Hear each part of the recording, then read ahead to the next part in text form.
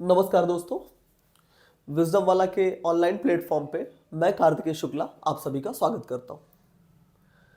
जैसा कि पिछले दिनों हम लोगों ने संविधान के निर्माण से संबंधित प्रश्नों को सॉल्व किया था, तो आज जिन विषयों से संबंधित प्रश्नों को हम लोग सॉल्व करेंगे वो है भारतीय संविधान की प्रस्तावना। Means preamble of Indian constitution. तो प्रस्तावना से संबंधित प्रश्नों को सॉल्व करें, इसके लिए जरूरी है कि हम लोग प्रस्तावना को आखिर में समझ लें कि प्रस्तावना आखिर है क्या। ठीक है, तो प्रस्तावना को समझें उससे पहले कुछ डेट्स को हम लोग क्लियर कर लें। याद करिए 9 दिसंबर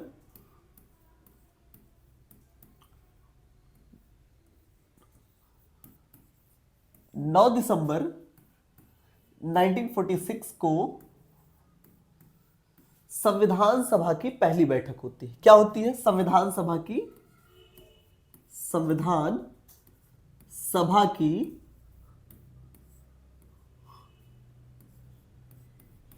पहली बैठक होती है। ठीक है, और इस पहली बैठक की अध्यक्षता करते हैं डॉक्टर सच्चिदानंद सिन्हा। डॉक्टर सच्चिदानंद सिन्हा।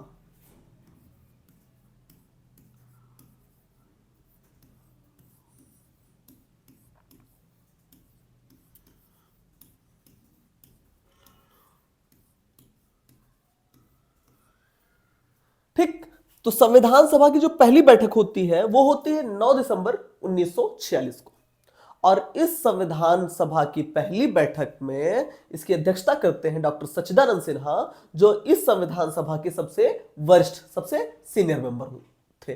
ठीक है ना। तो इसके बाद क्या होता है कि ठीक इसके 2 दिन बाद यानी 11 दिसंबर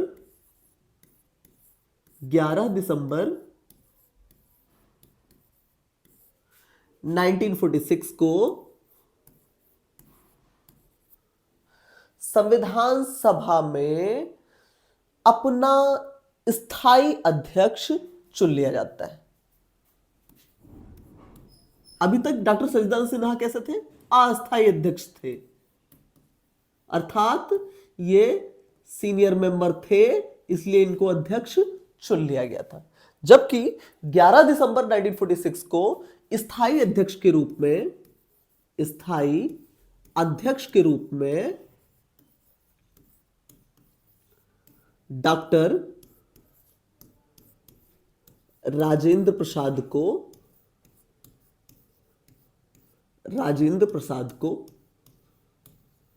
चुन लिया जाता है। ठीक, डॉक्टर राजेंद्र प्रसाद स्थायी अध्यक्ष के रूप में चुन लिए जाते हैं। इसके फिर 2 दिन बाद, ठीक है, इसके फिर 2 दिन बाद क्या होता है, यानी 13 दिसंबर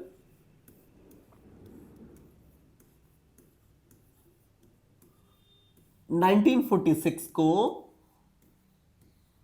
संविधान सभा में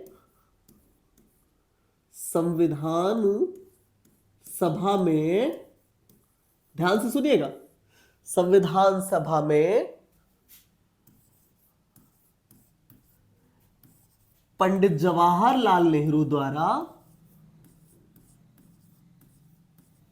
द्वारा एक उद्देश्य प्रस्ताव प्रस्तुत किया जाता है। क्या प्रस्तुत किया जाता है? उद्देश्य प्रस्ताव, यानी ऑब्जेक्टिव रेजोल्यूशन।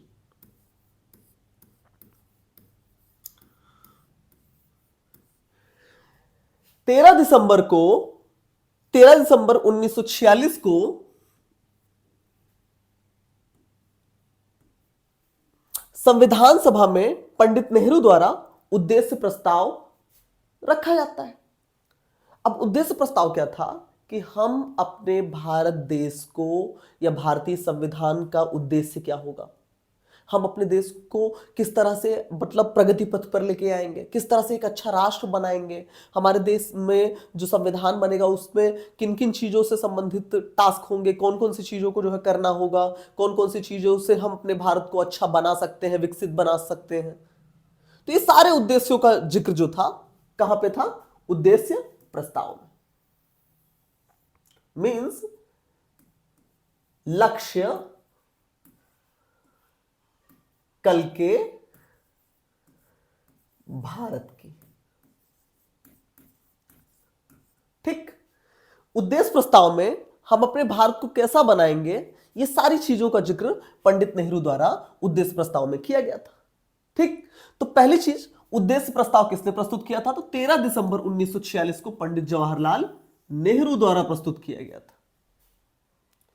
इसके बाद यह उद्देश्य प्रस्ताव 22 जनवरी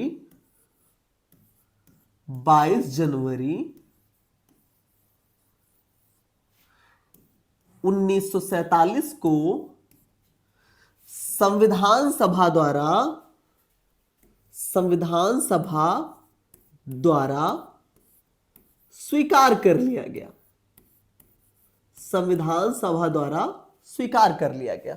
ठीक है ना? तो उद्देश्य प्रस्ताव जो 13 दिसंबर 1946 को पंडित जवाहरलाल नेहरू द्वारा प्रस्तुत किया गया था, जिसमें हमारे उद्देश्य, हमारे संविधान के उद्देश्य क्या होंगे, हमारे क्या कहते हैं लक्ष्य क्या होंगे, उन चीजों का जिक्र किया गया था, वो 22 जनवरी सन 1947 को स्वीकार कर लिया गया। किसके द्वारा? संविधान सभा के द्वारा। और यही जाकर के प्रस्तावना, संविधान की प्रस्तावना का आधार बना।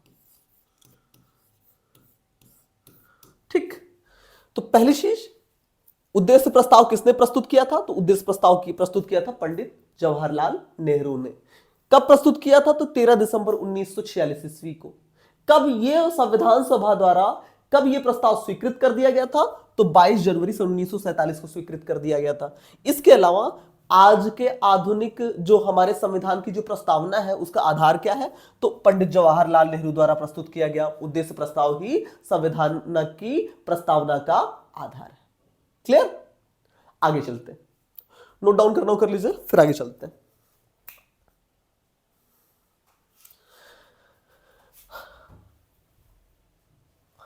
आगे हम लोग चले तो आखिर में प्रस्तावना का ये जो कॉन्सेप्ट है ये आखिर में आया कहां से? प्रस्तावना का जो कॉन्सेप्ट है वो आया कहां से? तो हम लोग जानते हैं कि सर्वप्रथम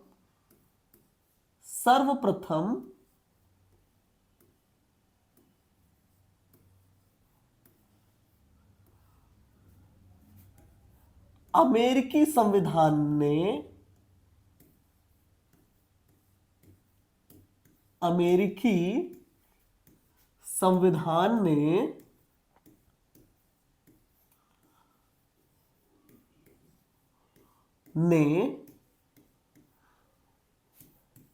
प्रस्तावना को शामिल किया था।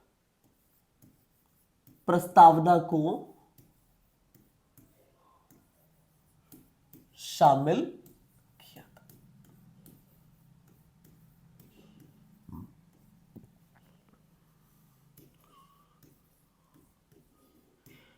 सर्वप्रथम अमेरिका ने अपने संविधान में प्रस्तावना को शामिल किया गया। इसके बाद में अन्य देश आए, उन्होंने भी अपने संविधान में प्रस्तावना को शामिल किया। इसी तरह से भारत ने भी अमेरिका को फॉलो किया और अपने संविधान में प्रस्तावना को रखा। लेकिन कभी कभी एक डाउट, मतलब एक तरह का क्वेश्चन उठ जाता है कि संविधान जो है, संविधान की जो प्रस्तावना थी, तो ये जो प्रस्तावना का कॉन्सेप्ट है ना, प्रस्तावना का जो कॉन्सेप्ट है ये तो लिया गया अमेरिका से। भारतीय संविधान की जो प्रस्तावना है इसका कॉन्सेप्ट लिया गया कहां से? अमेरिका से।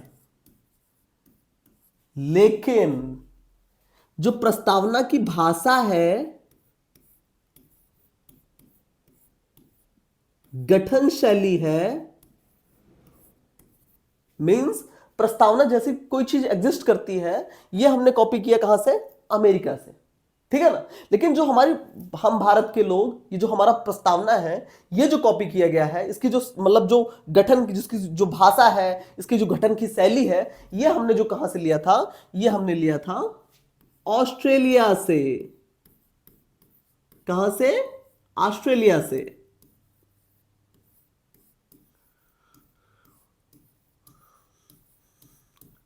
ठीक, तो चीजें क्लियर हुई कि सर्वप्रथम अमेरिकी संविधान ने अपने संविधान में प्रस्तावना को शामिल किया, पहली बात। दूसरी बात कि जो भारतीय संविधान है, इसकी जो प्रस्तावना है, तो प्रस्तावना का जो कॉन्सेप्ट है, प्रस्तावना का जो विचार है, वो तो हमने लिया अमेरिका से, लेकिन जो भारतीय संविधान के प्रस्तावना की जो भाषा है, जो लैंग्वेज है, जो उसके गठन की शैली है, ये हम लोगों ने कहां से लिया?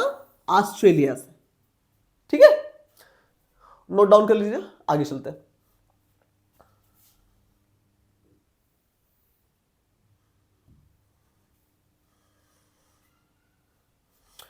आगे चले तो सर्वप्रथम हम लोग चलते हैं अपनी प्रस्तावना पे कि आखिर ये प्रस्तावना है क्या।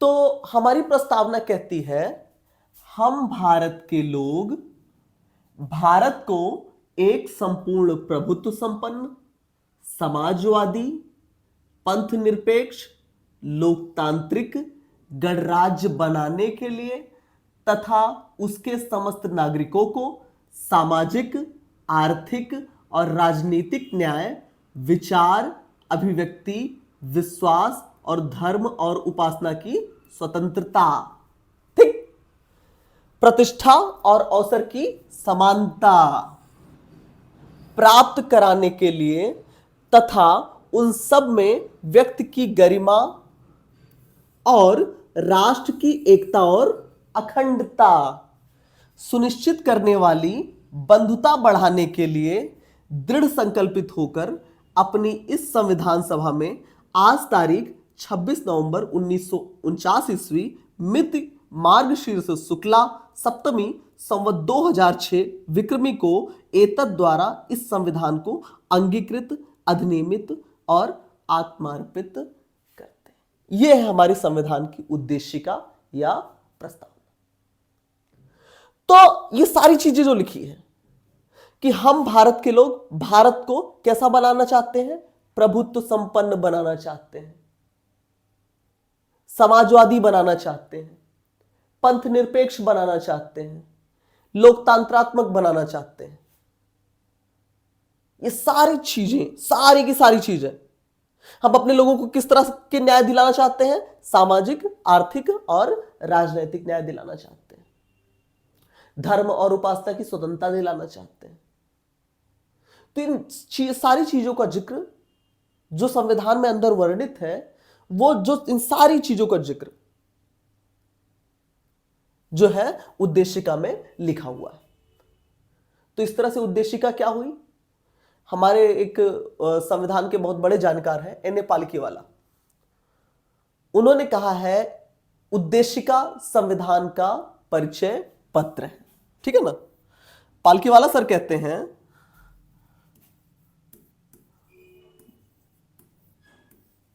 पालकीवाला सर कहते हैं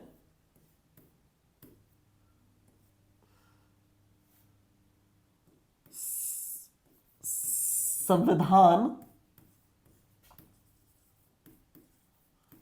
का परिचय पत्र किसको कहते हैं? प्रस्तावना को। ठीक, तो कुल मिलाकर के जो संविधान की भूमिका है, आमुख है, संविधान के अंदर क्या क्या चीजें वर्णित हैं, क्या क्या ऑब्जेक्ट्स हैं, अगर इनको जानना हो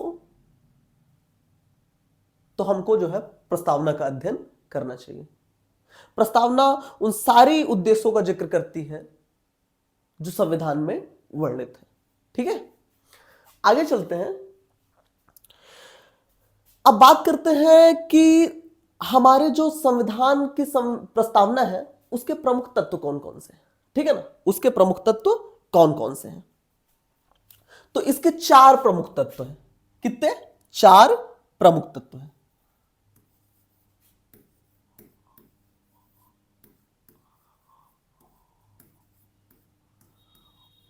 चार प्रमुख तत्व हैं।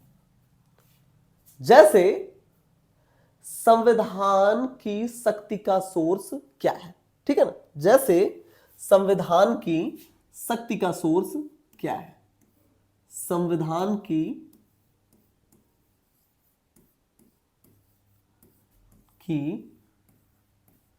शक्ति का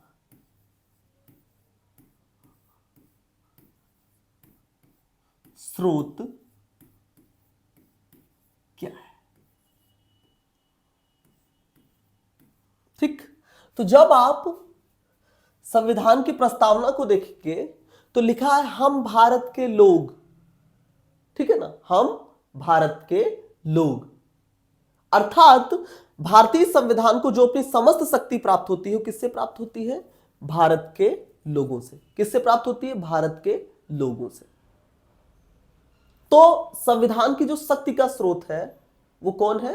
भारत के लोग, ठीक है ना, भारत के लोग।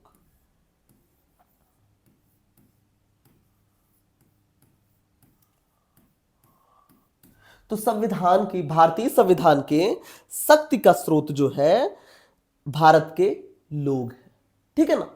अब दूसरा, संविधान की प्रकृति क्या होगी? भारतीय संविधान की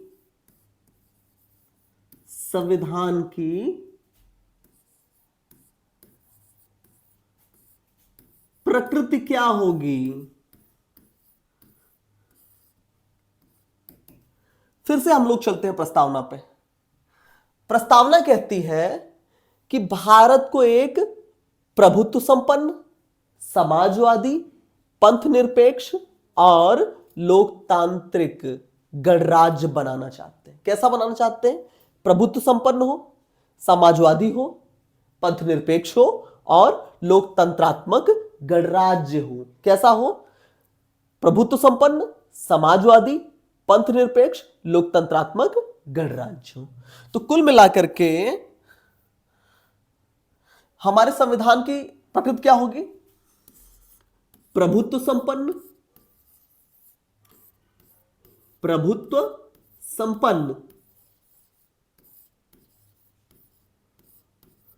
समाजवादी,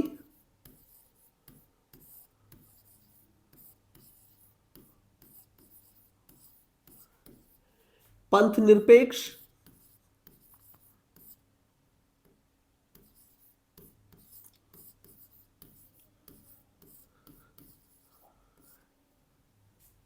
लोकतांत्रिक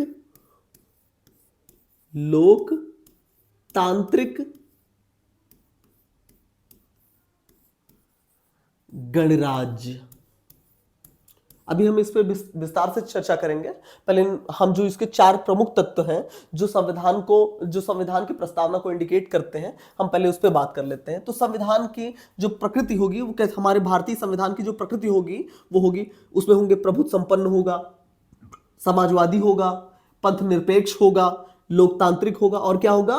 गणराज्य। ठीक है।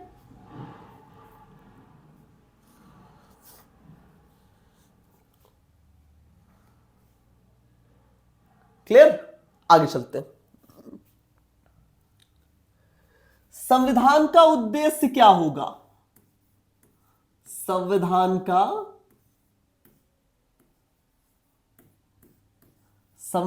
का उद्देश्य क्या होगा?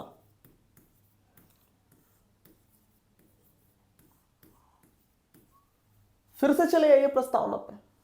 जब आप प्रस्तावना को पढ़ेंगे तो स्पष्ट रूप से लिखा है कि ये देखिए, इधर देखिए, जब हम लोग इसको मतलब ध्यान से देखें तो हमको क्या क्या उपलब्ध करा रहा है?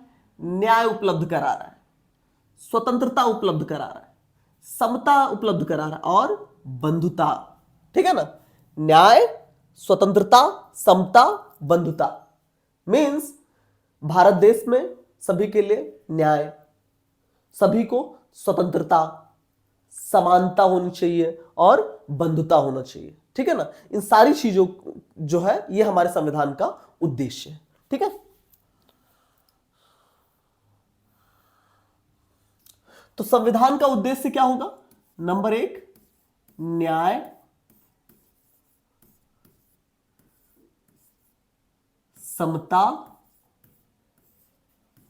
स्वतंत्रता और बंधुत्व।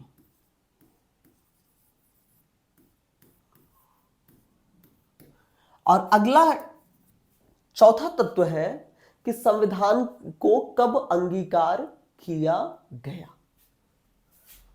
तो अंगीकार करने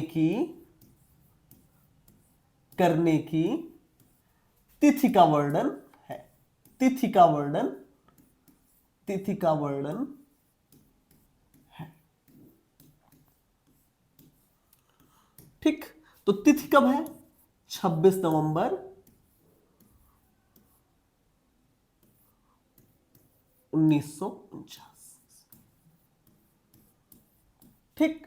तो ये चार जो प्रमुख तत्व होंगे ये कौन कौन से होंगे? नंबर 1 संविधान की शक्ति का स्रोत क्या होगा? भारत के लोग। भारतीय संविधान को जो पावर्स प्राप्त होती है, जो शक्ति प्राप्त होती है, किससे प्राप्त होती है? भारत के लोगों से, ठीक है ना। संविधान की प्रकृति कैसी होगी? प्रभुत्व संपन्न होगा, समाजवादी होगा, पंथ निरपेक्ष होगा, लोकतांत्रिक होगा और गणराज्य होगा। इसके अलावा संविधान का उद्देश्य क्या होगा? न्याय, समता, स्वतंत्रता और बंधुत्व की स्थापना, ठीक है ना। इसके अंगीकार करने की तिथि क्या थी? 26 नवंबर 1949। इन चार चीजों का जिक्र, इन चार प्रमुख तत्वों का जिक्र संविधान की प्रस्तावना में किया गया है, ठीक। आगे चलते हैं।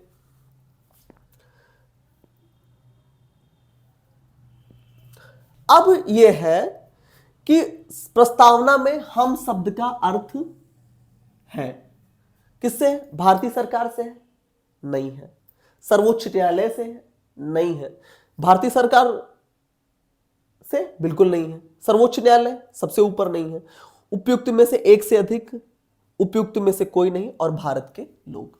तो हम लोगों ने जब पहले पढ़ा कि हम भारत के लोग, ठीक है ना, तो संविधान को जो पावर मिलती है, जो शक्ति मिलती है, जो ताकत मिलती है, वो ना तो सरकार से मिलती है और ना ही सर्वोच्च न्यायालय से मिलती है। वो सारी चीजें किससे मिलती है? भारत के लोगों से। तो इसका सही आंसर क्या हो जाएगा? भारत के लोग, ठीक। अगले प्रश्न पे चलते हैं। निम्नलिखित में से कौन सा संविधान की प्रस्तावना का हिस्सा नहीं? हम लोग जब प्रस्तावना देखेंगे तो जब प्रस्तावना देखते हैं तो उसमें हमको समाजवाद मिल गया, ये समाजवाद मिल जाता है, लोकतांत्रिक मिल जाता है, ये रहा, पंथ निरपेक्ष, समाजवाद है, लोकतांत्रिक है और पंथ निरपेक्ष भी है। तो क्या चीजें हैं जो इसमें नहीं है? और वो है संघवाद, ठीक है ना। तो संघवाद क्या हो जाएगा इसका प्रमुख? ये सारी चीजें चूंकि हैं और संघवाद नहीं है, इसलिए इसका उत्तर क्या हो जाएगा? संघवाद। अगले प्रश्न पे चले। भारतीय संविधान की प्रस्तावना में इसके समस्त नागरिकों को कौन सा न्याय प्रदान करने की व्यवस्था की गई है? संविधान में देखिए कौन सा न्याय उपलब्ध करा है? सामाजिक, आर्थिक और राजनीतिक न्याय। तो इसका उत्तर क्या हो जाएगा? सामाजिक, धार्मिक, राजनीतिक। ये नहीं है। सामाजिक, आर्थिक, सांस्कृतिक ये भी नहीं है। सामाजिक, आर्थिक, राजनीतिक ये उत्तर इसका सही है, ठीक। तो बाकी दोनों क्लियर। आगे चलते हैं। भारतीय संविधान की प्रस्तावना के संविधान की प्रस्तावना से प्रेरित है। जर्मनी? नहीं। कमेंट करके बताइए। जापान? बिल्कुल नहीं। फ्रांस? नहीं। तो इसका उत्तर क्या हो जाएगा? संयुक्त राज्य अमेरिका। ठीक।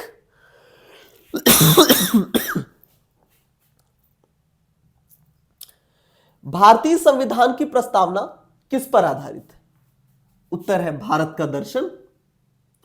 उद्देश्य प्रस्ताव का मसौदा तैयार किया, पंडित नेहरू द्वारा पेश किया गया। तीसरा है भारतीय संस्कृति, उपयुक्त में से एक से अधिक, उपयुक्त में से कोई नहीं। तो भारतीय संविधान की जो प्रस्तावना का आधार है ना, भारतीय संविधान की प्रस्तावना का जो आधार है वो 13 दिसंबर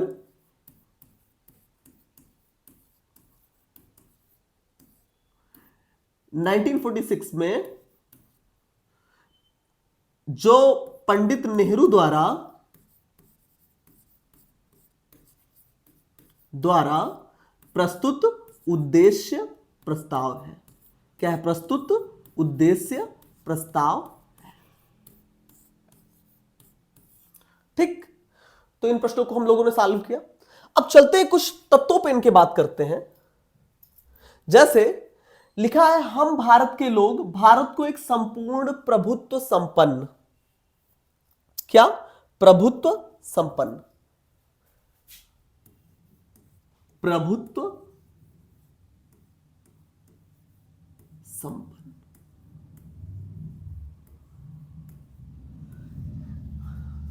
इसका क्या अर्थ होता है? इसका अर्थ यह होता है कि हमारे किसी भी तरह के, इसको ऐसा समझते हैं, थोड़ा सा इसको अच्छे से एक्सप्लेन करते हैं। अपन बात करते हैं राज्य। राज्य, किसी राज्य के राज्य होने के लिए उसके पास इन चार चीजों का, कितने चीजों का? चार तत्वों का होना आवश्यक है। तत्वों का होना आवश्यक है। राज्य होने के लिए इन चार तत्वों का होना आवश्यक है। कौन कौन से? नंबर 1, भूभाग। नंबर 1, भूभाग। नंबर 2, जनसंख्या। जनसंख्या।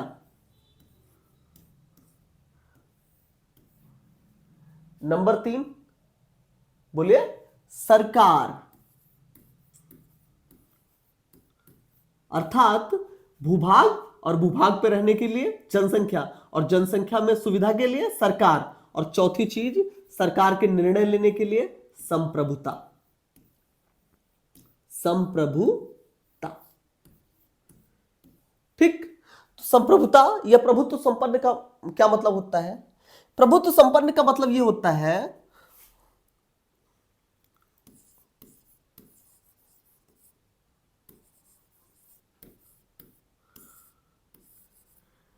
हमारे आंतरिक या बाह्य मामलों में किसी का कोई भी हस्तक्षेप नहीं होगा। आंतरिक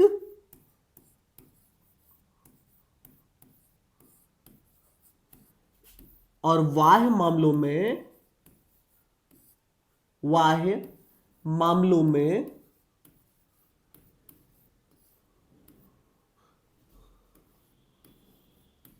हस्तक्षेप नहीं होगा।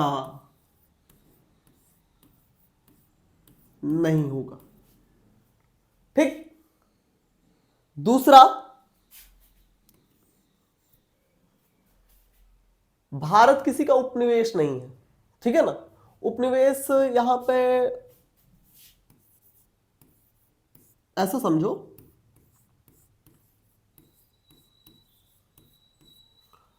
दो देश है, मान लो दो देश, एक देश ये है, एक देश ये है। ठीक। इस देश ने इस देश पे कब्जा कर लिया, इस देश ने इस देश पे कब्जा कर लिया, ए ने बी पर कब्जा कर लिया। ठीक। अब बी के जितने संसाधन होंगे, बी के पास जितने भी संसाधन होंगे, मान लो यहां पे सोने की खान है, लोहे की खान है, अभ्रक की खान है, कोयले की खदान है। तो बी के पास जो भी है, ए ने बी पे कब्जा किया और बी के सारे संसाधनों का यूज कौन करेगा? बी के सारे संसाधनों का यूज करेगा ए। बी के सारे संसाधनों का यूज करेगा कौन? ए। तो ए क्या हो गया? मुख्य देश, और बी क्या हो गया? इसका उपनिवेश। ठीक है ना? ए क्या हो गया? मुख्य देश, और बी क्या हो गया? इसका उपनिवेश। तो संप्रभुता का अर्थ है कि किसी भी आंतरिक या बाह्य मामलों में कोई हस्तक्षेप नहीं होगा। हम अपने निर्णय लेने के लिए क्या है? स्वतंत्र है, सक्षम है। और दूसरा क्या है कि भारत किसी का उपनिवेश नहीं है, डोमिनियन नहीं है कि वो अपने मतलब ऑब्जेक्ट्स को या अपने निर्णयों को हमारे ऊपर थोपे। हम अपने निर्णय लेने के लिए क्या है? स्वतंत्र है। हम पे किसी तरह का कोई दबाव नहीं है। यही अर्थ है संप्रभुता का। अब इसमें कुछ पॉइंट्स भी बने कि बाद में क्या हुआ कि हम लोगों ने 1949 में राष्ट्रमंडल की सदस्यता ले ली। राष्ट्रमंडल की सदस्यता ले ली, की सदस्यता। और राष्ट्रमंडल का जो प्रमुख है, हमने किसको माना?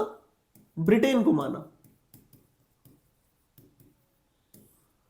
तो पंडित नेहरू ने स्पष्ट कहा है कि राष्ट्रमंडल की सदस्यता हमने स्वेच्छा से ली है और यह हमारे संप्रभुता को किसी प्रकार से कोई हानि नहीं पहुंचाता है। ठीक है ना? जब हम हमारी मर्जी होगी तो हम इसको छोड़ भी देंगे। तो ये जो सदस्यता ली है, हमने स्वेच्छा से ली है। ये हमारे ऊपर कोई दबाव नहीं। ठीक है? संप्रभुता क्लियर? आगे चलते हैं। अगला टर्म है समाजवाद। संप्रभुता क्लियर हो गया? अब चलते हैं हम लोग समाजवाद पे। देखिए समाजवाद क्या होता है।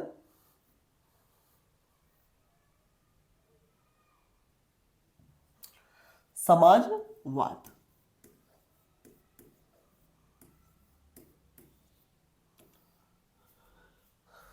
समाजवाद का मतलब यह होता है, समाजवाद को अगर हम तोड़े तो एक शब्द निकल के आता है समाज।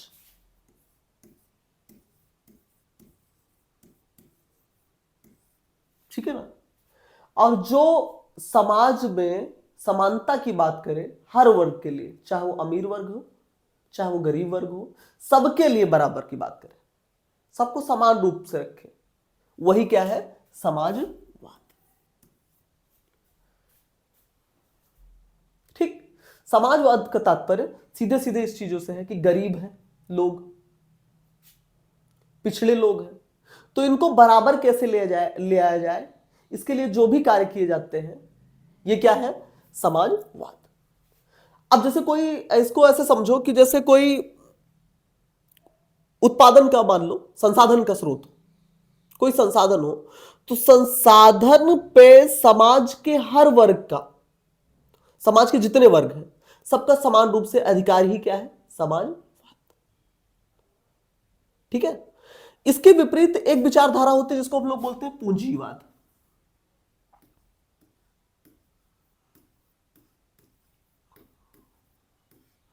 तो पूंजीवाद क्या होता है?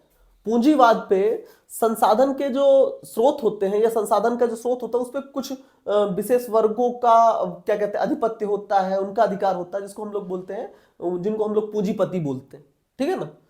तो उनका अधिकार होता है। और समाजवाद ये कहता है कि समाजवाद में संसाधन, जितने भी संसाधन हैं, उसमें सभी का समान रूप से अधिकार है। ठीक? अब दो चीज देखना है कि समाजवाद में दो तरह का समाजवाद होता है। एक होता है साम्यवादी, यानी मार्क्सिस्ट, साम्यवादी यानी मार्क्सवादी, वादी विचारधारा। और दूसरा होता है लोकतांत्रिक समाजवाद, लोकतांत्रिक समाजवाद।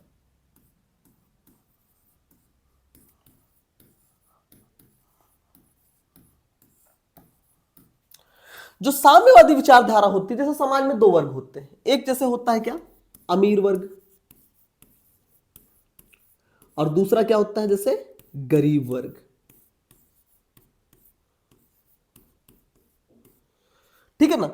तो इनको ऐसे समझो, हैव और हैव नॉट का कॉन्सेप्ट। तो मार्क्सवादी विचारधारा कहती है कि इनसे छीनो, इनसे छीनो और इनको दे दो। इस तरह से समाज में क्या आ जाएगी, समानता आ जाएगी। ये मार्क्सवादी विचारधारा करती है, साम्यवादी विचारधारा करती कहती है। जैसे इनको फॉलो करने वाले जैसे हैं चीन, रूस जैसे देश इस चीज को फॉलो करते हैं। साम्यवादी या मार्क्सवादी विचारधारा कहती है अमीर से छीनो और गरीबों में दे दो। ठीक। जबकि लोकतांत्रिक समाजवाद ये भी बात दोनों मतलब समानता की करते हैं। मार्क्सवादी विचारधारा और लोकतांत्रिक दोनों भी जो है समानता की बात ही करते हैं। अब लोकतांत्रिक क्या कहता है, चुनाव हो, सरकार संसाधनों का लाभ जो है लोगों तक पहुंचाए, सरकार संसाधनों का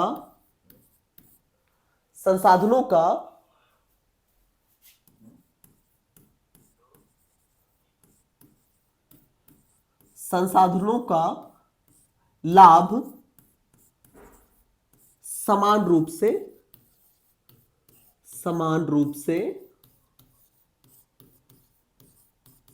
जनता तक पहुंचाए।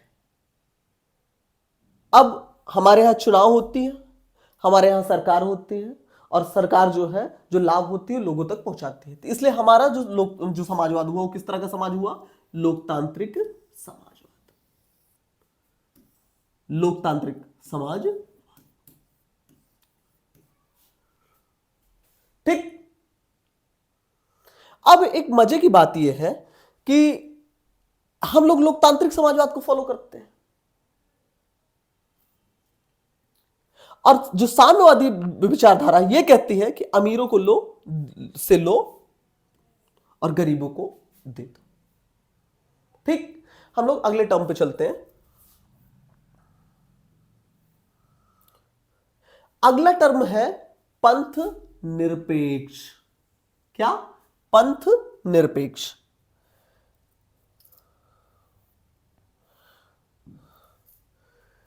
पंथ निरपेक्ष से क्या तात्पर्य है, पंथ निरपेक्ष से तात्पर्य है कि भारत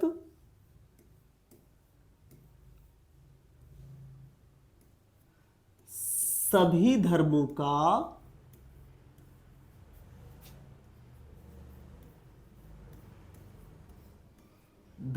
का समान संरक्षण देता है, समान संरक्षण देता है।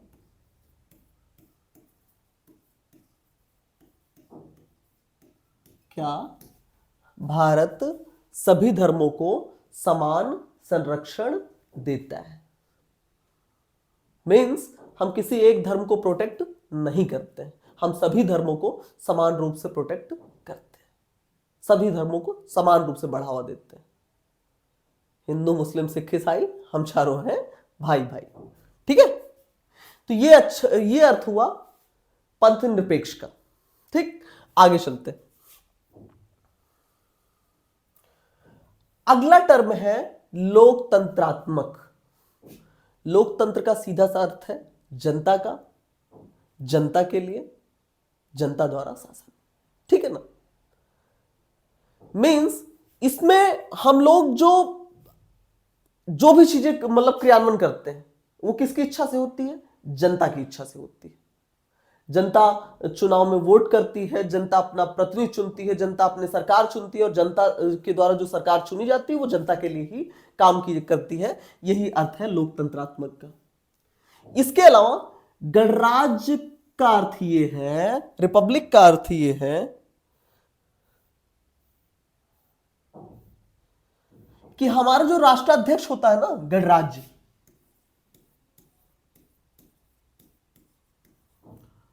हमारा जो राष्ट्राध्यक्ष होता है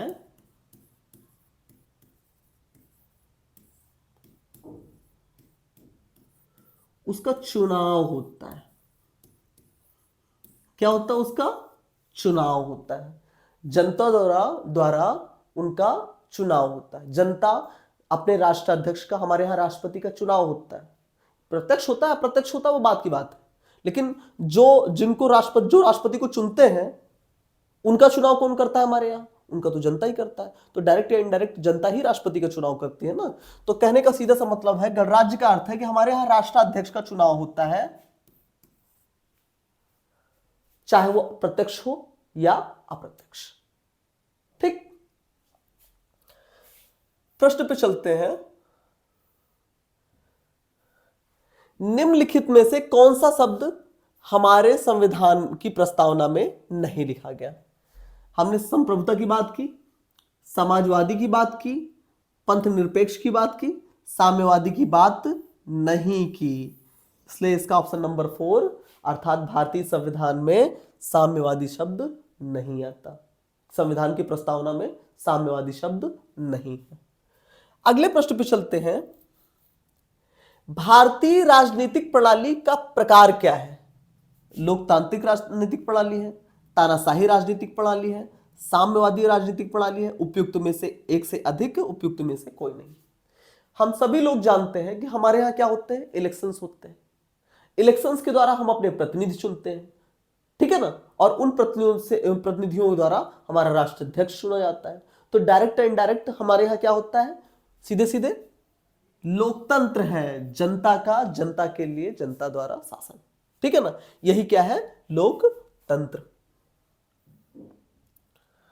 अगला है, भारत के संविधान की प्रस्तावना में वर्णित शब्दों का सही क्रम बताइए। बंधुत्व, समता, स्वतंत्रता, न्याय।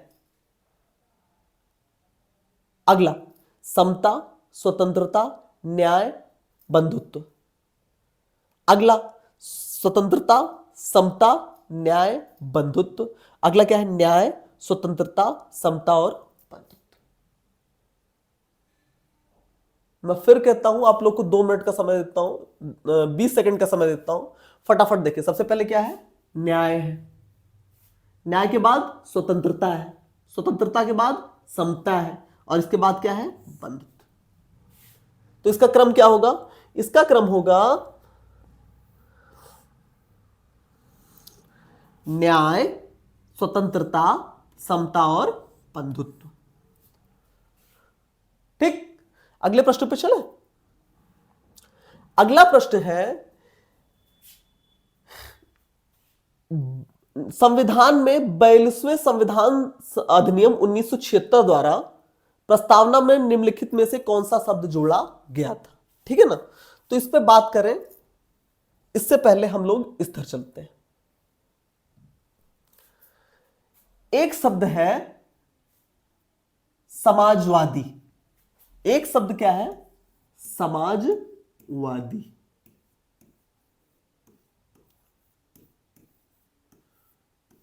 दूसरा शब्द है पंथ निरपेक्ष।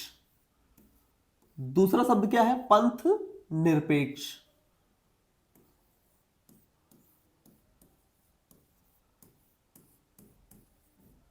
और तीसरा शब्द है अखंडता।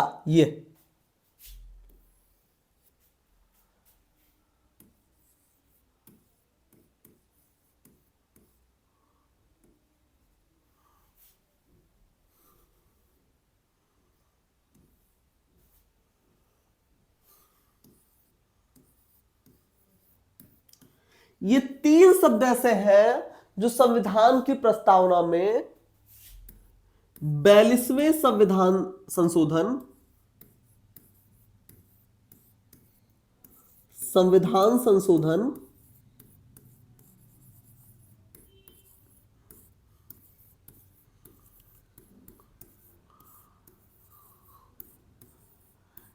1976 द्वारा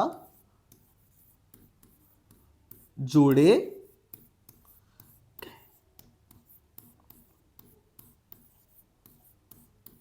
ठीक, अब प्रभुत्व संपन्न, समाजवादी, पंथ निरपेक्ष, लोकतंत्रात्मक, क्या कहते हैं, गणराज्य की बात हमने कर ली।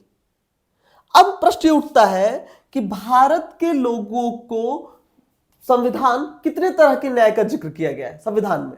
तो 3 तरह के। नंबर 1 सामाजिक, आर्थिक और राजनीतिक न्याय का जिक्र किया गया है।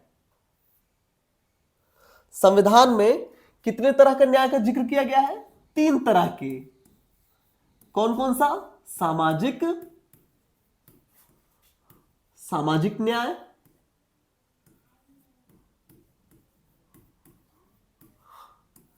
आर्थिक न्याय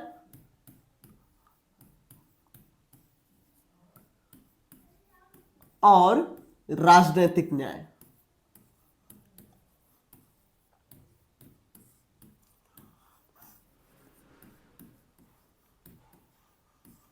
ठीक, तो भारतीय संविधान की प्रस्तावना में कितने तरह के न्याय का जिक्र है? नंबर 1 सामाजिक न्याय, नंबर 2 आर्थिक न्याय और नंबर 3 राजनीतिक न्याय। ठीक, अगला हम लोग देखते हैं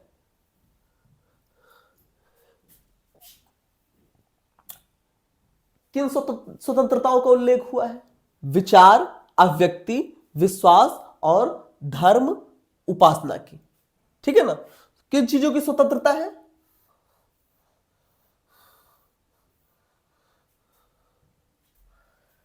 स्वतंत्रताएं कौन कौन सी हैं?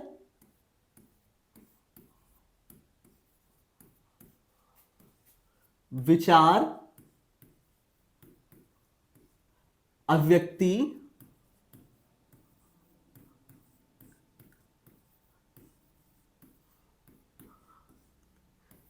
धर्म, विश्वास और उपासना की स्वतंत्रता है।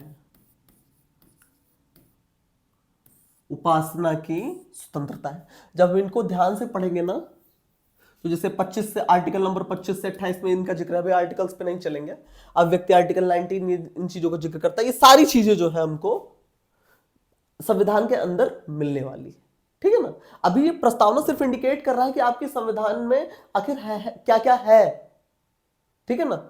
आगे हम लोग चलते हैं।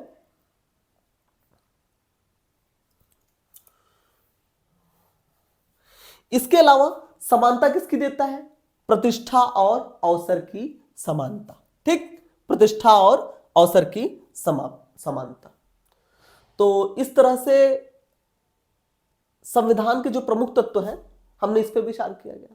अच्छा, अगला प्रश्न आता है कि हम संविधान को कब अंगीकृत, अधिनियमित और आत्मार्पित करते हैं? किसको अर्पित करते हैं? स्वयं को अर्पित करते हैं। ठीक है ना?